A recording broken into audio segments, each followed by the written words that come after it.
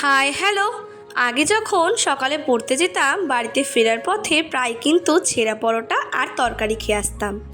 আজকে কিন্তু বাড়িতে ঠিক তেমনই স্বাদের একদম ছেঁড়া পরোটা আর তরকারি তৈরি করে নেব। চলো তাহলে পরোটার জন্য কিন্তু আমরা এখানে ময়দাটাকে মেখে নিই। এখানে আমি 1.5 বাটি ময়দা নিয়েছি, তার মধ্যে সামান্য লবণ আর চিনি দিয়ে দিয়েছি, আর দিয়ে দিয়েছি 10 টাকা দামের একটা আমুল দুধের প্যাকেট পুরো। এখানে এটা চাইলে তোমরা দিতেও পারো, নাও দিতে পারো। তারপর দিয়ে দিয়েছি 1 চামচ রিফাইন তেল।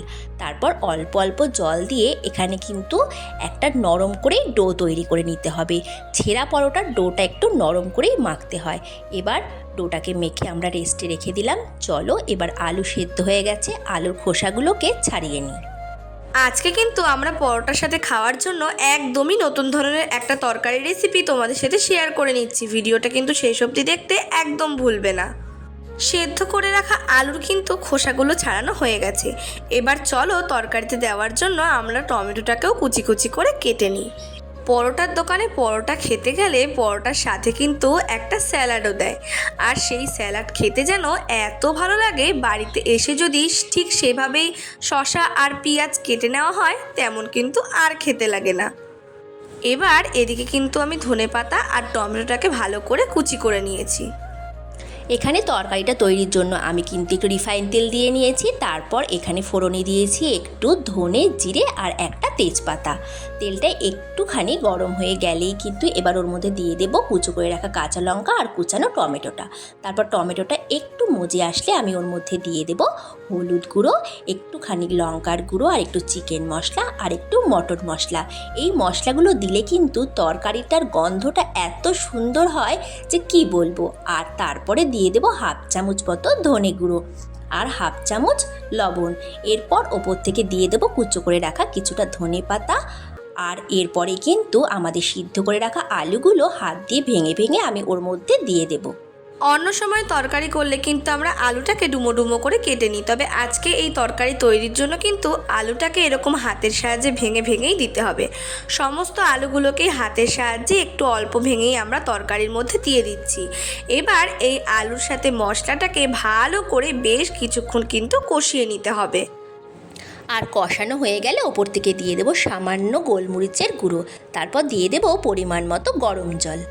এবার এতে আরও স্বাদ আনার জন্য কিন্তু আমরা এর মধ্যে দিয়ে দিচ্ছি কিছুটা ধনেপাতা কুচি আর কিছুটা আমচুর পাউডার। আমচুর পাউডারটা কিন্তু তোমরা স্কিপও করতে পারো। এরপর এর মধ্যে দিয়ে দিলাম কিছুটা পরিমাণ মতো চিনি। সব কিছু দেওয়ার পর ঝোলটা কমে এলেই কিন্তু আমরা এটাকে নামিয়ে রাখবো। চলো ওদিকে ডো মাখা রয়েছে, ওটা দিয়ে কিন্তু পরোটাটা তৈরি করে নেওয়া যাক। এবার আমাদের রেস্টে রাখা ময়দাটাকে কিন্তু আমি বার করে হাত দিয়ে আরেকটু মেখে নেব। তারপর যটা হবে তটা লেচি কিন্তু আমি এখান থেকে কেটে নেব, আর প্রতিটা লেচিতেই একটু বেশি করেই রিফাইন তেল ব্রাশ করে দিলাম। এবার একটা লেচি নিয়ে ভালো করে পাতলা করে প্রথমে একটা রুটির মতো কিন্তু আমি বেলে নেব। ভালো করে টেনে টেনে একটা বড় রুটি বেলে নেওয়ার পর এর মধ্যে কিন্তু আমরা কিছুটা অয়েল ব্রাশ করে নিচ্ছি। ভালো করে অয়েল ব্রাশ করে করে কিন্তু টেনে টেনে এই রুটিটাকে বেলে নিতে হবে। বড় করে বেলে নেওয়া হয়ে গেলে এর মধ্যে আমরা ছিটিয়ে দিচ্ছি কিছুটা পরিমাণে ময়দা। তারপর চাকু দিয়ে এক পাশ থেকে একটু কেটে আমি কিন্তু রোল রোল করে এটাকে ঠিক এইভাবেই মুড়িয়ে নেব। তোমরা তো দেখে বুঝতেই পারছো যে জিনিসটা আমি কীরকম করে করছি। এইভাবে পেটাই পরোটা তৈরি করলে পেটাই পরোটার লেয়ারিংটা কিন্তু খুব সুন্দর হয়। এইভাবেই সমস্ত লেচিগুলো আমরা গোল গোল করে গড়ে রাখছি।